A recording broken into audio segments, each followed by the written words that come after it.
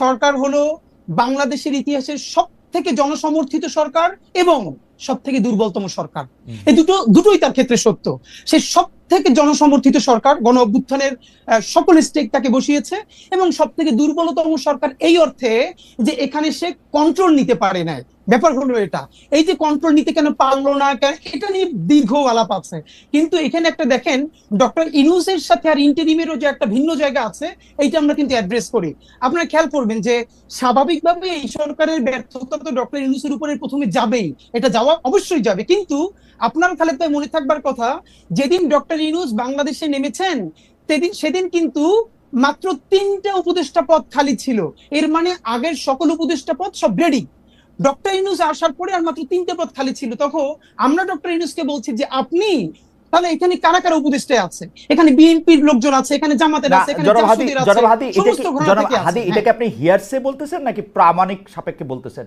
কারণ আমরা জানি ডক্টর মোহাম্মদ ইউনূস হাসপাতালের বেডে শুয়েও উপদেষ্টা পদ চেঞ্জ করেছেন। মানে আমরা তো আর, আমি ডক্টর ইউনূসের সাথে উনি প্রধান উপদেষ্টা হওয়ার পরে আমার কোনো কথা হয় নাই, কিন্তু আগের কথা মানে আমি জানি যে আপনি যে বলতেছেন উপদেষ্টা পদে নিয়ে নেওয়া হয়েছিল, তো সেই 3 উপদেষ্টা পদে কি ডক্টর মোহাম্মদ ইউনূস ওই স্বাস্থ্য উপদেষ্টা, তারপরে এই যে এদের নিয়োগ দিচ্ছেন, এই যে এনজিও আরো 2জন যে এনজিও তাদের নিয়োগ দিচ্ছেন? না, হতে পারে, মানে হতে পারে, কিন্তু আমরা হলো যেটা বাকিদের কে নিয়োগ দিছে? এই সমস্ত গণ অভ্যুত্থানের শক্তি সবাই মিলে দিচ্ছে, কারণ পলিটিক্যাল পার্টি সবাই বসছে, বিএনপি বসছে, জামাত বসছে, এবি পার্টি বসছে, ছাত্ররা বসছে। কিন্তু আমাদের তর্কটা ওই জায়গা না। আমরা ভাই আপনারা যেটা মূলত বলতে চাই, দেখেন এই যে মাসুদ ভাই এখন পর্যন্ত যেটা বললো, মুশকিলটা হইলো, যেমন আপনি আমার সরাসরি আমার একটা পরিচয় আছে যে আমি এই জুলাই বিপ্লবের বলি অথবা জুলাই গণ অভ্যুত্থানের বলি, এটার একটা শরীক। আমরা সবাই মিলে হাসিনাকে তাড়াইতে বাধ্য করছি, এর মানে এগুলো ব্যাপারে আমাদের কোনো গ্লানি নাই। কিন্তু মাসুদ ভাইয়ের ক্ষেত্রে যেটা ব্যাপার, মাসুদ ভাই দেখেন, আপনি যখন কথা বলছিলেন, আপনাকে তখন মাসুদ ভাই প্রথমে বলেছে একটা, যে লীগের পান্ডা ছাড়া আর কেউ এটাকে অস্বীকার করবেন, এর মানে লীগকে তিনি প্রথমবার পান্ডা বললেন। এটা শুনে তো দর্শকরা খুশি হবে।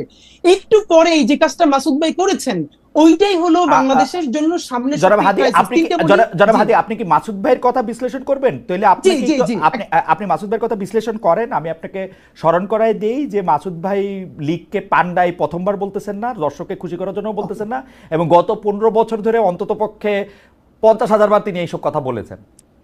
আচ্ছা ভাই, তাহলে আমি আপনাকে মনে করাই দিই, মাসুদ ভাই যদি গত 15 বছর ধরে এটা বলে থাকে, এর সাথে আরেকটা সত্য হলো, শাহবাগে যখন নিকৃষ্টতম মব হয়েছে বাংলাদেশের, এবং সেটাকে আমার দেশ যখন ভীষণ ভাবে ব্যানার হেডিং করে এক্সপোজ করছে যে শাহবাগে ফ্যাসিবাদের পদধ্বনি, তখন মাসুদ ভাইয়ের প্রোফাইলে এখনো আছে 10ই ফেব্রুয়ারি 2013 মাসুদ ভাই একটা স্ট্যাটাস দিছে আমার দেশের, সেইটার যে এইটার নাম যদি হয় সাংবাদিকতা তাহলে আমি লজ্জিত। এর মানে যেই শাহবাগ বাংলাদেশের বিচার ব্যবস্থা ধ্বংস করছে, রাষ্ট্র ধ্বংস করছে, পুরো সিস্টেমকে কলাপস করছে, সেইটাকে যে পত্রিকা এক্সপোজ করার পরে পত্রিকার সম্পাদক জেল কাটছে, মাথা তার উড়ে দিছে। কিন্তু আপনাকে আমি আরেকটু মানে একটা সেন্টিমেন্টাল জার্নি করাই। আমার দেশ পত্রিকা কিন্তু শাহবাগের এই আন্দোলনকে সমর্থন করেছে। আপনি 2013 সালের 6 ফেব্রুয়ারি, 7 ফেব্রুয়ারি, 8 ফেব্রুয়ারি পত্রিকা দেখেন। 9 ফেব্রুয়ারি বা 10 ফেব্রুয়ারি, আমার আপনার মতো এত শার্প ব্রেন না, কিন্তু 9 ফেব্রুয়ারি এসে তারা এটাকে প্রতিধ্বনি বলেছেন, ফেসিবাদের প্রতিধ্বনি হোক, যে প্রতিধ্বনি বলেছেন সেটা বলেছেন। এখন ঘটনা হইতেছে যে আমরা সাংবাদিকতা ছাত্র ভাই, আমরা কোনো একটা পত্রিকার রিপোর্টে যখন একটা অবজেক্টিভ জায়গা থেকে যখন একটা সাবজেক্টিভ জায়গা নেওয়া হয়, আমরা আমাদের প্রাইভেট ওয়ালে মাসুদ ভাই জবাব মাসুদ ভাই দিবেন, মাসুদ ভাই আমার থেকে, মানে আমি মাসুদ ভাই একদল করি এরকম ব্যাপারটা না, কিন্তু আমরা যখন কোনো কিছু সাবজেক্টিভ, মানে এটা আমাদের ট্রেনিং ভাই, কোনো কিছু যখন অবজেক্টিভ জিনিসে যখন সাবজেক্টিভ হইতে দেখি, আমরা এটাকে প্রতিবাদ জানাবো। এবং আমরা কিন্তু প্রথম আলোর মন্তব্য প্রতিবেদনেরও প্রতিবাদ জানাতে দেখছি যখন এটা অবজেক্টিভিটির জায়গা থেকে সেটা সাবজেক্টিভিটিতে গেছে। একই খালেদ ভাই, এই আলাপটা হলো পলিটিক্যাল কারেক্টনেসের জায়গা। মাসুদ ভাই তো শুধু সাংবাদিক না, মাসুদ ভাই মূলত যেটা করে এটা অ্যাক্টিভিজমই করে, এটা তো সমস্যা না। পৃথিবীর বহু বড় সাংবাদিকরা প্যারালালি সাংবাদিক এবং অ্যাক্টিভিস্ট, কোনো সমস্যা নাই। কিন্তু সমস্যা হলো মাসুদ ভাই যখন এই যে শাহবাগের প্রতিধ্বনি যখন আমার দেশ বলে, এইটা যদি সাংবাদিকতা হয়, তাহলে মাসুদ ভাই যখন লজ্জা পায়, সেই মাসুদ ভাই এইমাত্র যেটা করলো, সে লিখকে পান্ডা পইলে পরের লাইনে বলতেছে যে আগের সরকারের চেয়ে ভালো চালাতে পারছে, এই সরকারের হাজারটা সমস্যা আছে, আমরা বলবো এই সরকারের দায়ও বাংলাদেশের সকল জনগণের চেয়ে যা পারবে না। কিন্তু আপনি কি এটাকে কোনোভাবে গত ফ্যাসিবাদী আমলের সাথে তুলনা করতে পারবেন? কেন তুলনা করলে কি হবে? আমি বলবো হাসিনা ফেসিবাদী সরকার ছিল, কিন্তু এই সরকার ফেসিবাদী না, কিন্তু হাসিনার চেয়ে অর্থনৈতিক বা রাজনৈতিকভাবে ভালো চালাইছে কি খারাপ চালাইছে। আমি যদি দেখি হাদি, আপনি আমাকে বলেন, কালকে আসিফ মাহমুদ সজীব ভুঁইয়া আমার অনুষ্ঠানে এসে বলছে যে এই সরকারের ভিতরে সরকার তার বিরুদ্ধে ষড়যন্ত্র করতেছে, এটাকে আমি কি বলবো? ভালো বলবো? আমি বলবো ও আইসা বলছে যে ডিজিএফআই তার জায়গা থেকে ছবি তুইলা এজেন্সি করে বিদেশে পাঠাইতেছে, আমি এটাকে ভালো বলবো এই সরকারকে? যখন আমি জানি যে ডিজিএফআই হচ্ছে ডক্টর মোহাম্মদ ইউনূসের আন্ডারে। খালেদ ভাই, এই সরকারের সবথেকে বেশি সমালোচনা ইনকিলাব মঞ্চের চেয়ে বেশি কেউ করে নাই। শব্দ ধরে ধরে, বাক্য ধরে ধরে গত একটা বছর। আপনি জাস্ট পত্রিকা দেখেন, আপনি মিডিয়া দেখেন, কিন্তু প্রবলেম হলো আপনি যখন ফ্রেমিংটা, আপনি যখন একটু আগে বললো না যে, এই যে ভাই একটু আগে বললো যে, আপনি যখন জিজ্ঞেস করলেন মাসুদ ভাইকে যে তাহলে এর আগের যে ওই যে বর্তমান যে উত্তরের মেয়র সে যোগ্য না, তাহলে আসলে যোগ্যতাটা কি? তখন ভাই বলল যে ধরে নিচ্ছি তারা চোর, মানে ধরেন খোকা ভাইয়ের কথা বলেছে, আদিক সাহেবের কথা বলেছে, এর মানে মাসুদ ভাই বলছেন ধরে নিচ্ছি চোর, এর মানে কি চোর ধরে নেওয়া লাগবে? তারা চোর না। আমি আপনাকে বলি, আপনি অনেক জনপ্রিয় মানুষ, প্রচুর লোক আমাদের এখানে আপনাকে দেখতেছে, কিন্তু আপনি কিন্তু মানে আমি জানি না মানে আপনি খেয়াল করতেছেন কিনা, ধরে নেই চোরের পাশাপাশি উনি যে কথার উপর স্ট্রেস দিচ্ছেন সেইটা হচ্ছে যে উনারা একটা সিস্টেমের মধ্যে আসছেন, ভোট বা ভোটের নামে প্রহসনের নামে, ভোটের নামে প্রহসনের নামে, আর উনি আসছেন আর এজাজ সাহেব আসছেন। কালকে আসিফ মাহমুদ সজীব ভাই বলছে যেটা সরকারের উপদেষ্টা পরিষদ সিদ্ধান্ত নিয়েছে আমাকে দিয়ে, মানে আমি এটা এক্সিকিউট করছি মাত্র। এখন খালেদ ভাই, এটা কি আপনার কাছে ভালো সিস্টেম লাগতেছে? হাদি, আমার কাছে ভালো উত্তর আছে, আমার কাছে ভীষণ ভালো উত্তর আছে, আমি দিব না। যদি আমি সরকারের স্পোক্স পারসন হইতাম আজকে, আমি যদি শফিক ভাই হইতাম, অথবা আমি যদি এনসিপির মুখপাত্র হইতাম, তাইলে আমি উত্তরগুলো দিতাম। কিন্তু আমি যেহেতু ইনকিলাব মঞ্চের মুখপাত্র, এই সরকারের আমি তো হাজারটা ক্রিটিক করি, সুতরাং আমি তাকে ডিফেন্ড করব না। আমি শুধু বলে নিচ্ছি যে এই যে শব্দগুলো চয়নের জায়গা, যে ধীরে ধীরে যেরকম ন্যারেটিভ নির্মিত হয়, আমি শুধু এই জায়গাটা ফোকাস করব। আমার মনে হয় যে আমি হাদি সাহেবকে বুঝতে পেরেছি। আমি কামাল ভাই আপনার কাছ থেকে একটু জানতে চাই, এইটা কিন্তু সত্যি কথা, আপনি মাঝে মাঝে যেহেতু আপনি অনেক জনপ্রিয় মুখ, আপনার কথায় শব্দ চয়নে অনেক সময় মনে হয় যে আপনি আওয়ামী লীগকে এই সরকারের থেকে ভালো বলতেছেন, আওয়ামী লীগ আপনার দ্বারা বেনিফিট হতেছে, এটাও মনে হয়। এবং আপনি হাদিকে শুনেছেন, আমার কোনো প্রশ্ন এই পর্যায়ে নাই, আপনি যদি এটাকে একটু অ্যাড্রেস করেন। সরি, দেখেন আমি বলি আপনাকে, জি, আমি কিন্তু মানে এখানে হাদি যে কমপ্লেনগুলো আমার বিষয়ে তুলেছেন, আমি খুব খুশি হয়েছি এই কারণে এই প্রশ্নগুলোর আমি আসলে জবাব দিতেই চাই, কিন্তু দেওয়ার সুযোগ পাই না। মনে করুন আমি যদি হুট করে বলি, ভাই তোমার তো জিজ্ঞাসা করে না, তুমি তো বলো কেন, দেখি ঝামেলা, তো প্রশ্নগুলি উত্তর দেওয়া দরকার। আমি একটা একটা করে বলি। প্রথমত বলি, শেষ থেকে বলি, যে এই সরকারের চেয়ে আওয়ামী লীগ সরকার ভালো, এটা আমি কখনো উচ্চারণ করিনি এবং ঘুণাক্ষরে চিন্তাও করি না। আমি চিন্তাও করি না, এটা আমার চিন্তার বাইরে। কারণ এই সরকার খারাপ কিছু করলে আমরা বলতে পারতেছি। আমি ডক্টর ইউনূসের কোনো একটা কাজ পছন্দ না হলে আমরা বলতে পারতেছি। হাসিনার সরকারের সময় আমরা সরাসরি বলতে পারতাম না, আমিও বলতে পারতাম না, আমি অনেক কিছু বলছি। আমি হাসিনা গভর্নমেন্টের বিরুদ্ধে, তার কর্মকাণ্ডের বিরুদ্ধে, বিভিন্ন কাজের বিরুদ্ধে অনেক কিছু বলছি, কিন্তু এখন যেভাবে সরাসরি বলি, এতটা সরাসরি বলতে পারতাম না। কারণ আমার কিন্তু কেউ থ্রেট দেয়নি। আমি আবার বলি আপনাকে, আমার হাসিনা সরকারের আমলেও কেউ কখনো থ্রেট দেয় নাই, এই সরকারের আমলেও আমার কখনো কেউ থ্রেট দেয় নাই। আমি বলেন যে দেয় না, আমাকে বলে হাসিনা সরকার আমলে থ্রেট দেয় নাই, তার মানে তুমি তলে তলে আওয়ামী লীগ আসিলা, তো এই সরকারের আমলে তো আমার কেউ থ্রেট দেয় নাই, তাহলে আমি তলে তলে এর সঙ্গে আসি না। কামাল ভাই, আমি একটু যোগ করি, হাসিনা সরকার আমলে এটা ভয়াবহ ছিল, কারণ আমি যেহেতু এই বিজনেসে আসি, মানে সরি এই চাকরিতে আসি 28-29 বছর ধরে, আমি কিন্তু খেয়াল করি। কারণ আপনি দেখেন এখন কিন্তু যে কোনো টেলিভিশন, যে কোনো আপনাকে ডাকতে দ্বিধা করে না, বরং আপনাকে চায়, আপনি সময় দিতে পারেন না, যদিও আপনি সরকারের প্রতি অনেক বেশি ক্রিটিক্যাল। কিন্তু যখনই আপনি আওয়ামী লীগ সরকারের প্রতি ক্রিটিক্যাল ছিলেন, আমরা বিদেশে বসে আপনাকে পাইতে হইতো, অন্য টেলিভিশন আপনাকে ডাকতে সাহস করতো না। এই একটা স্পষ্ট তফাৎ আছে, এই স্পষ্ট বুঝতাম না। জি, আমি ওটা হয়তো ওটা আমি বুঝতাম না, কিন্তু আমি যেটা বুঝতাম, আমি বলি আমাকে 2-1 ডিজিএফআই থেকে কফি খাওয়ার দাওয়াত দিছে, রাইট, আগের আমলে, বাট আমি যাইনি। আমি বলছি আমার সময় নাই, তারা কিন্তু আমার সাথে অভদ্র আচরণ করে না, ধমকায় নাই, এবং তাই বলে ওদেরকে আমি সমর্থন করি? নো, কোনো বিবেচনাতেই করি না। এবং আমি আবারও তো বললাম যে আমি এই সরকারের চেয়ে ওটাকে ভালো, বেটার, এটা মনে করার কথা আমি চিন্তাও করি না। কারণ ওই সরকারে এত সমস্ত লোক ছিলেন, সরকার খোদ সরকার প্রধান থেকে শুরু করে শেখ হাসিনা সম্পর্কে আমি যে সমস্ত কথাবার্তা বলেছি, হাদি হয়তো ভুলে গেছে, হয়তো অন্য কিছু নিয়ে ব্যস্ত ছিল, আমার মতো ক্ষুদ্র মানুষের কথা তার খেয়াল করার দরকার নাই। কিন্তু আমি আবারও বলি যে আমি কখনোই তাদেরকে, মানে আমি মনে করি বাংলাদেশের সবচেয়ে বড় ক্ষতিটা শেখ হাসিনা এবং তার আশেপাশের লোকজন করে দিয়ে গেছেন ভাই। এটা রিয়েলিটি, এটা মানতে আমার কোনো দ্বিধা নাই, আগেও ছিল না এখন। আর আমি টু দ্য পয়েন্ট একটা প্রশ্নের জবাব দিই, যে প্রশ্নের জবাব আপনি কিছুটা দিয়েছেন। সেটা হলো যে শাহবাগের ওই আন্দোলন নিয়ে, ওইটা নিয়ে ওই সময়ে ইনকলাবের যে জিনিসটা হয়েছে, আমি ওইটাকে জার্নালিজম মনে করি না। না ইয়াতে আমার দেশ পত্রিকায় আমি মনে করি আমার দেশ, সরি ইনকলাব আমার দেশের, ওটাকে আমি জার্নালিজম এখনো মনে করি না। আমি মনে করি অ্যাক্টিভিজম এবং জার্নালিজম দুটো ডিফারেন্ট জিনিস, টোটালি পার্থক্য, মানে আলাদা জিনিস একটা। উনি যেটা করেছেন, মাহমুদুর রহমান সাহেব, উনি আসলে সাংবাদিক না তো ভাই, এটা বলে লাভ নাই। আমার একটা প্রশ্ন আছে, কারণ ভাই আপনি আমার দেশের মাহমুদুর রহমান সাহেবের জার্নালিজমকে জার্নালিজম মনে করলেন না, কিন্তু 10 বছর ধরে আমাদের অন্যান্য পত্রপত্রিকা বা সাংবাদিকরা যা করছে তা কি জার্নালিজম ছিল?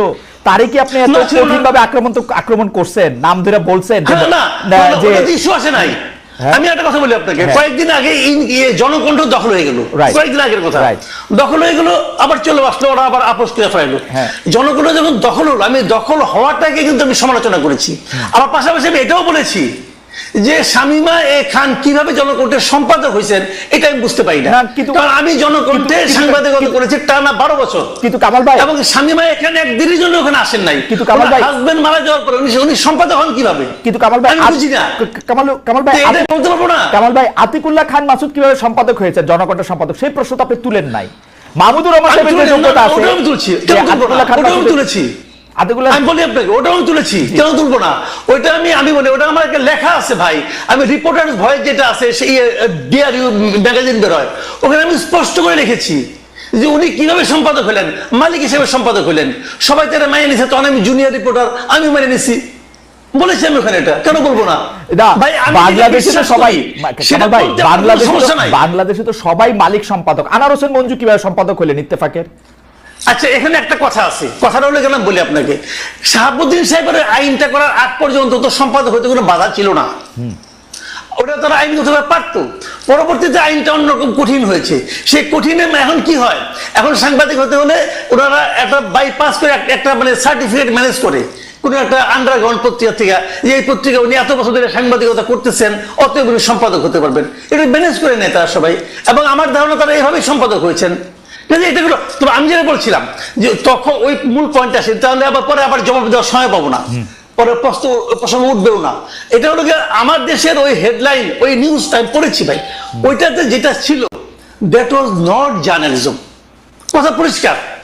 ওই উনি যে প্রেডিক্ট করেছেন, উনি যেভাবে লিখেছেন, ওইটা ছিল অ্যাক্টিভিজম, এবং ওই activism maybe right, maybe not right, সেটা অন্য হিসাব, ওই আলোচনা আমি যাচ্ছি না, কিন্তু ওটা জার্নালিজম না। আমি সেটাই বলেছি যে এটা যদি সাংবাদিকতা হয় তাহলে ভাই আমার অবজারভেশন এটা, আমি কিন্তু আমার ওখান থেকে, কামাল ভাই, সাংবাদিকতা তো পৃথিবীতে বহু রকম, আপনি একরকম সাংবাদিক, আমি আপনি দুজন ক্লাসেই পড়ছি যেটা বহু রকম আছে, আপনি এটা সাংবাদিকতা না, এটা কেমনে বলবেন মাসুদ ভাই? না, আমি এখনো যেটা, অনেক সাংবাদিকতার ধরন আছে, অনেক সাংবাদিকতার স্কুল আছে, এক এক স্কুলিং এক এক রকম, কোনো সমস্যা নাই। আমি তো আমার স্কুলিংটা নিয়ে বলবো, আমি যেভাবে শিখেছি, আমি যেভাবে ভেবেছি, আমার ভাবনার সঙ্গে যায় না, অতএব আমি বলছি না। কিন্তু কামাল ভাই, আপনি যদি এই আপনার লিটমাস পেপারে ঘষেন, তাহলে আমেরিকার অর্ধেক টেলিভিশন বাদ পড়ে যাবে, অর্ধেক নিউজ পেপার বাদ পড়ে যাবে, লন্ডনের অর্ধেক নিউজ পেপার বাদ পড়ে যাবে, ভারতে তো টিকবেই অল্প কয়টা। আমি এমনকি আমি ভারতের সবচেয়ে জনপ্রিয় পত্রিকা যেটা বাংলায়, আনন্দবাজার, ওটাকে আমি সাংবাদিকতা মনে করি না, কারণ আমি মনে করার অধিকার, আমার নিজস্ব মতামত আমি কি আমার ফেসবুকে দিতে পারবো না? ওকে, আমার মতামত দিচ্ছি, আপনি কি আরেকটু বলবেন? আবার একটু হাদির কাছে যাইতাম। হাদির, আপনি কি আরেকটু বলবেন, বা নাকি আপনি এখন একটু জনাব হাদির কাছে যাই? জনাব হাদি, আপনি তো বলবেনই, কিন্তু আমি আপনার কথা একটু উদ্ধৃত করি। আমি আপনাকে অনেক লক্ষ্য করি, আপনার বক্তব্যের মধ্যে অনেক ডিরেক্টনেস থাকে। আমি আপনাকে একটু কোট করি। হাদি, আপনি বলছেন যে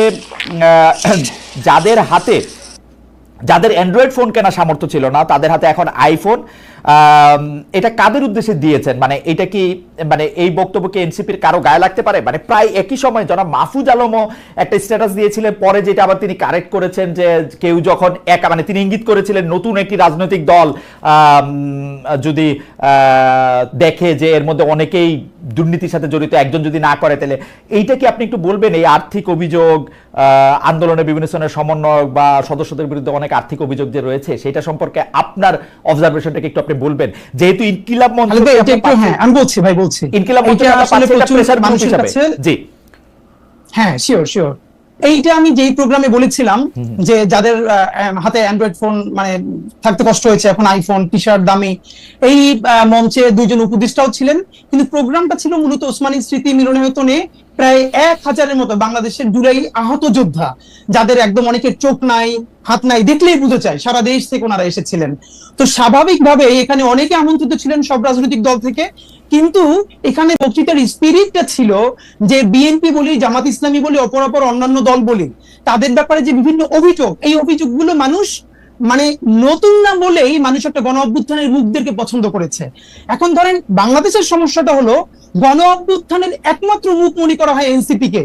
না রে ভাই, এনসিপি ছাড়াও যারা এনসিপি তে যোগ দেয় না, এরকম আরো অনেকগুলো স্টেক হোল্ডার আছে যারা পলিটিক্স করতেছে না, সরাসরি পার্টিতে জয়েন করে না, কিন্তু গণ অভ্যুত্থানের বিশাল শক্তি। তো আমরা যেটা স্পষ্ট করে বলি যে যেই ছেলেটা, যেই মেয়েটা আন্দোলনের প্রধান মুখ ছিল বা ছোট করেও ছিল, তাদের যদি ছোট নৈতিক পদস্খলন ঘটে, এটা আমাদের রক্তক্ষরণ হয়। এর কারণ হলে মানে কি, আমরা এটা বলেছি বিএনপি চাঁদাবাজি করতে পারবে, জামাত করতে পারবে, বা অন্যান্যরা করলে সমস্যা নাই, তোমরা করলে সমস্যা না, এটা আমরা স্পেসিফিকলি শুধু এনসিপি কেও বলি নাই। আমরা বলেছি যে মুখগুলোর দিকে তাকিয়ে বাংলাদেশে, ভাই আমি এখন আপনার সাথে যেখানে শো করছি, এই সামনের রাস্তায় আমি 8-এর বাচ্চার জানাজা পড়েছি, এই জুলাই সময় 8-এর বাচ্চার জানাজা পড়েছি। তো বাবা মা ভাই বোন মিলে পরিবার নিয়ে যারা রাজপথে নেমেছে বুলেটের সামনে, এই মুখগুলোর জন্য, এই মুখগুলো যদি কোনোভাবে সামান্য নৈতিক পদস্খলন ঘটে, মানুষের হৃদয়ে রক্তক্ষরণ হয়। সুতরাং আমার জুলাইয়ের আহত ভাইদেরকে অ্যাড্রেস করে বলেছি, ইনক্লুডিং মি, আমাকেও বলেছি যে আমরা কোনোভাবে করাপ্টেড হতে পারবো না, তাতে বিএনপি হোক, জামাত ইসলামী হোক, যে যা হোক, ইভেন যদি এনসিপি আপনি করাপ্টেড হতে পারবো না, এটা তো একটা পায়াস উইশ, কিন্তু আপনি তো অলরেডি কারাপশনের একটা এলিগেশন দিবেন। কারণ অ্যান্ড্রয়েড ফোনের দাম আমরা গড়ে ধরে নিতে পারি 20-25 হাজার টাকা, আইফোনের দাম হচ্ছে 2-2.5 লাখ টাকা, 1.5 লাখ টাকা এক এক হিসাবে। আপনি তো অলরেডি একটা এলিগেশন দিবেন যে আইফোনের মালিক হয়ে গেছে, এটা আপনি কাদের দিবেন? আচ্ছা, এইটা হলো আমি স্পষ্ট, প্রথমত মিডিয়ার ক্ষেত্রে হলো খালেদ ভাইয়ের কাজ হইলো তিনি এইটার ভিন্ন ইনভেস্টিগেশন করবেন, কিন্তু আমি আমাদের কিছু ছোট ভাইদেরকে দেখি যে যারা নতুন বাইক চালায়, টি শার্টটা দামি, অথবা হাতে একটা, তো আমাকে অনেকে ফোন করে বলছে ভাই আইফোন কিনলেই তো সবাই নতুন কিনে না, পুরনো কেনা যায়, 30-40 হাজার টাকা পুরনো কেনা যায়। ভালো, আমি জানলাম, কিন্তু ফ্যাক্ট হলো মিডিয়ার কাজ হলো এইটা যে যারা কেউ গণ অভ্যুত্থানের স্পিরিটকে বিক্রি করে দিয়ে যদি কেউ এই আর্থিকভাবে লাভবান হয়, তাদের বিরুদ্ধে মিডিয়া ধরবে, বাংলাদেশের মানুষের জনগণ ধরবে, আমরা যেরকম ধরতেছি, এই স্পিরিটটাই তো আমরা চাই। কিন্তু ভাই আমি আপনারা একটু রেসপন্স করতে চাই, ভাই যেখানে কয়েকটা কথা বললেন এটা আমি পরে ভুলে যাবো।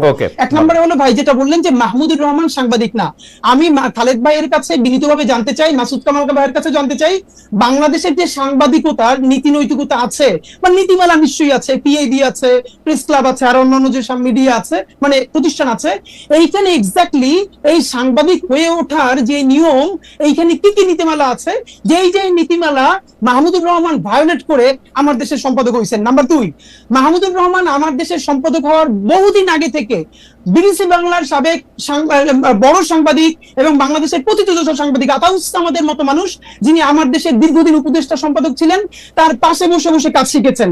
নাম্বার 3, আমার দেশ তিনি কোনোদিন দখল করেন নাই, তাকে সবাই মিলে আমার দেশ দিয়েছে যে প্লিজ আপনি চালান, পত্রিকাটা বন্ধ হয়ে গেছে। নাম্বার 4, খালেদ ভাই আপনাকে একটা বলা দরকার, মাসুদ ভাই যেটা বলেছেন যে এই কথাটা মিলে গেছে আওয়ামী লীগের অ্যাপিলেট ডিভিশনের বিচারপতিদের মতো। কিরকম? শফিক রেহমান বর্তমান যে অ্যাপিলেট ডিভিশন আগে ছিল, তাদের বিরুদ্ধে একদম স্পষ্ট একটা অভিযোগে কলাম লিখেছিলেন, আমার দেশ ছেপেছিল।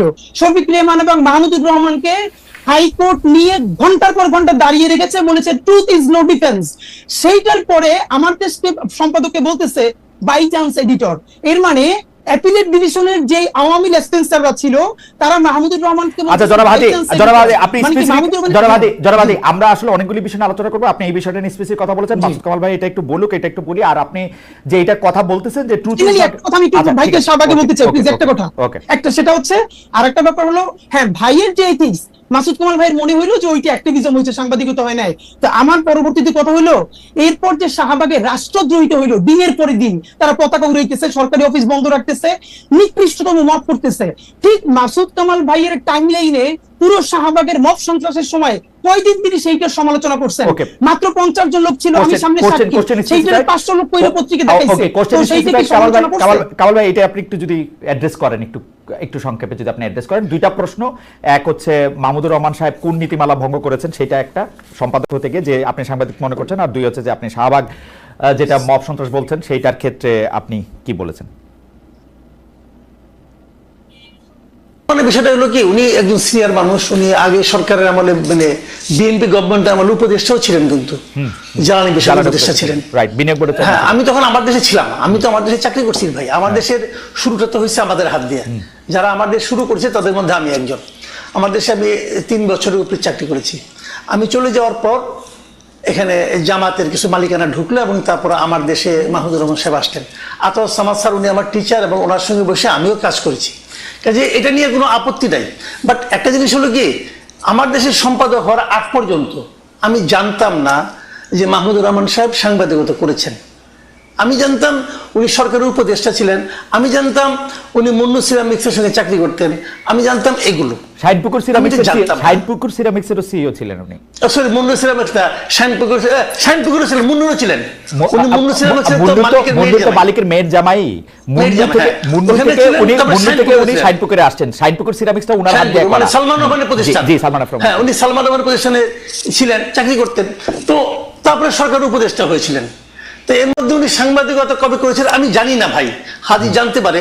আর আতর সামাদ যার পাশে বসে, আতর সামাদের পাশে বসে আমরা কাজ করেছি, আতর সামাদের আমি ক্লাসও করেছি ভাই, বিভিন্ন রকম। যাক, সেটা অন্য হিসাব।